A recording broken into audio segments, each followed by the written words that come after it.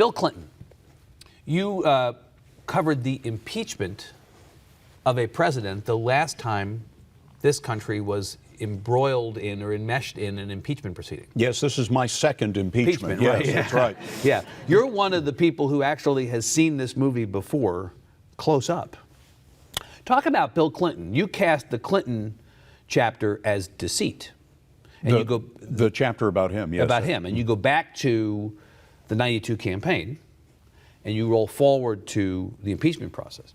Talk about Bill Clinton and then talk about impeachment and help us understand, as we're now processing what seems inevitable now, what's happening now, how you think about then and now similarities and differences.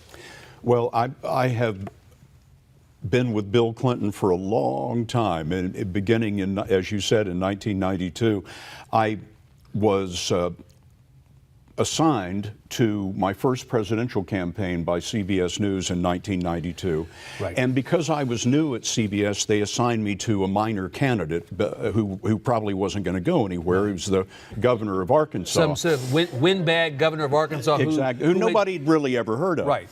And so he'd given a really long speech the previous election cycle, right? That's right. Went on and on and on. It was a disaster. Yeah, right, absolutely. Yeah.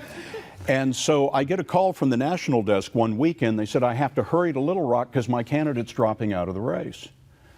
And I think, oh, great. Yeah. All the other candidates are taken, so my first presidential campaign is going nowhere. Over before it started, right? And I said to the national editor, what happened? And he said, oh, there's a woman who's going to have a news conference on Monday and say that she had an affair, so he's done. So we need you to do a piece for the Evening News about him dropping out. Right. So I went and got on the plane, a little private plane with Governor Clinton, and it was the first time we'd ever met. And he was flying up to New Hampshire. He comes onto the plane, dejected, looking at his shoes. Our seats faced one another. We'd never met before. He sits down, never looks up, doesn't know I'm there. Right.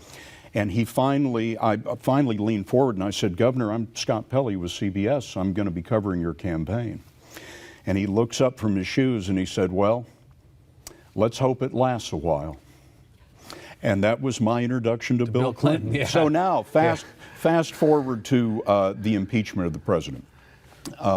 It was determined judicially and within the impeachment process that he had lied under oath in front of a federal judge. Now, should he be removed from office for that? The Senate decided no. The essential thing, Evan, that you understand about impeachment is that it is not a judicial process. Right. It's a political process. It's absolutely political, right. And so if you look at today, I'm reserving the right to be wrong, which I often am. I told my friends that Donald Trump would never get elected. No. I told him he'd never be nominated by the Republicans. You went back. Absolutely. Yeah. No. That's how wrong I think was. a lot of us got that whole cycle wrong. But okay. Does the House have the votes to impeach him? Of course it does, and he will be impeached.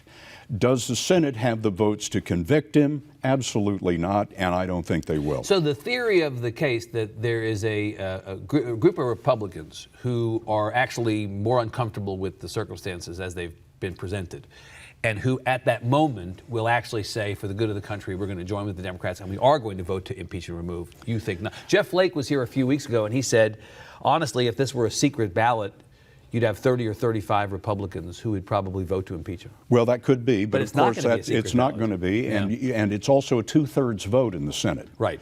So that is a high hill to climb. You really need 15, 16 Republicans, right, to get to that, yeah. And the other thing, think about it in the final analysis, how many of those Republicans want to run Mike Pence against whoever the Democratic nominee is? Right. I mean, you know, if you're a betting person and you hope that you can win another 4 years in the White House, you're going to roll the dice. You'd rather have effectively, because again, it's not a legal proceeding, you'd rather have an acquitted Donald Trump than an elevated Mike Pence. That's right. As your I think that's the final analysis on right. this.